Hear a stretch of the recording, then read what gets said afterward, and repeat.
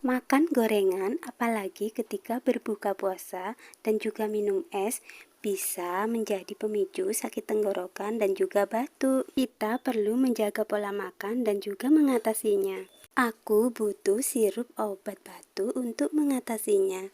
Aku langsung pergi saja ke Indomaret untuk melakukan pembelian. Nah, ini sudah dapat. Langsung saja aku ambil.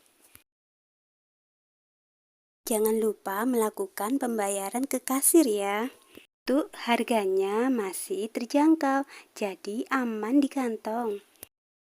UB Herbal Habatus Sauda yang merupakan sirup obat batuk herbal yang membantu meredakan batuk dan juga melegakan tenggorokan.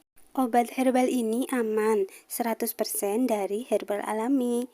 Merupakan pertama di Indonesia dengan kebaikan Habatus Sauda. Puasa tetap lancar dengan UB Herbal Habatus Sauda.